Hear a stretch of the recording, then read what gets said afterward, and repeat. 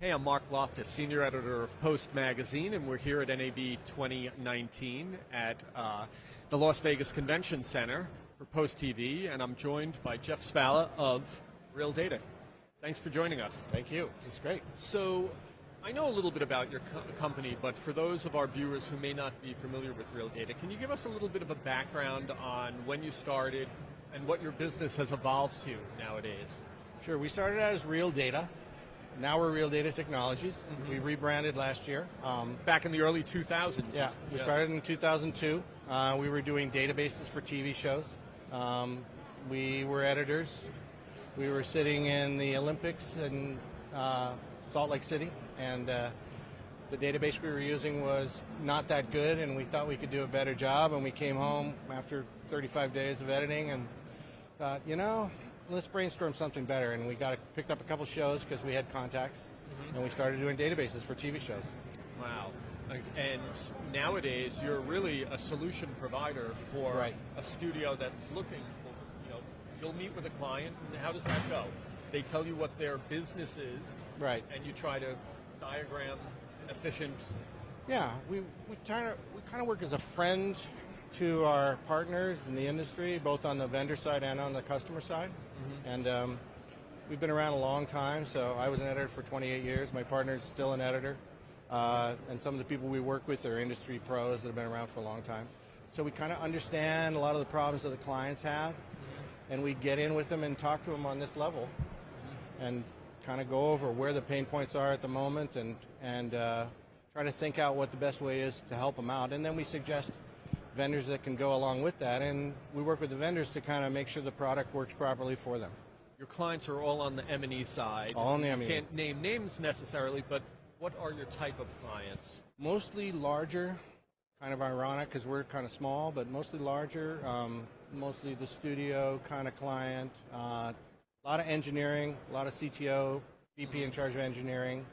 Are they broadcast facilities? Are they post-production facilities or production companies? A lot of post-production, a lot of post-production that goes to archive, live to archive, all the way through. So we kind of do, I hate to say soup to nuts, but we do soup to nuts. It's amazing how many companies that aren't traditional broadcast companies that are just using video within their business itself, corporate video. We have some, we have some church clients too that have big video production stuff, and then they have to do all the same things that the major broadcaster does.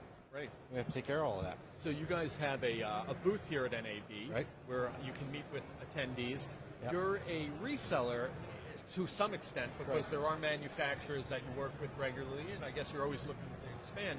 Talk a little bit about some of the relationships that you have as far as solutions. Well, so we work with some of the big storage providers, one in particular, Western Digital. We work with the software-defined storage companies. We've represented many of the people that are on the floor here. Right now we're focused on Rosa File System, which is very fast, out of a French group, university team that designed the software. Object-based storage with file front end, very high performance. We've put it in. We've got 8 petabytes in so far in the industry, and we're working on larger amounts. And it's been very good.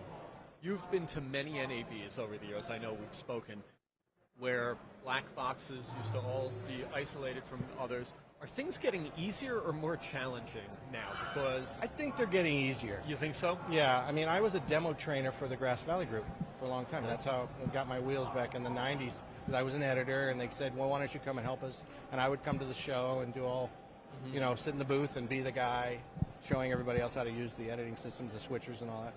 And that was pretty hard. You had to put in all the gear, you had to have the whole setup, and they still do that a little bit here, but we came here without, we came out here with mock-ups of what we're doing, we could put it on a little, have a little Mac Mini as a demo and have a laptop, and you still get the message across. I think the biggest, if I was going to ask my own question, I think the biggest problem that the clients have right now is they have giant file systems that have so many files on them that it's hard to keep track of it all. And we came from the tape library side. We have it on. Take the tape. And the then machines that would actually pick them up and, And now we have to go and, now they've got 1 billion files in a system, and it's on 7 or 8 different storage devices, and we're trying to help them aggregate all that and solution architect the whole thing from start to finish. Are most of your clients on the West Coast? I know you're in Hollywood there. Is that Mostly, although Yeah. we have a little bit in the East Coast, on the East Coast too, and a little bit starting up in Europe, but mostly, yeah. Anything interesting at this show that you're keeping an eye out for? I know you said you work with a lot of different storage vendors. You're probably trying to keep an eye on how that integrates within workflows. Any surprises or trends that you think coming out of this show? I think mostly we're seeing faster, better, in our world, we're seeing faster, better storage. So we're seeing NVMe as a big pitch. We're seeing better software. A lot of people doing AI fabric. And then we're seeing the cloud part. And then for us, security is a big play now. We're starting to get into managed services. We're helping companies monitor and manage all of that stuff, as opposed to it just piles up. One of our clients is putting 40 terabytes a day into their system. Wow. And so if you add that up, you go through petabytes in a very short period of time, and it just sits on there for 6 or 8 months. So yeah, it has to be a longer-term solution. Yeah, you got to have with. answers for that, right? For our readers that want to know more about you, can you direct them to your website or social media? Where could they learn Sure, more we've about got a little social media going.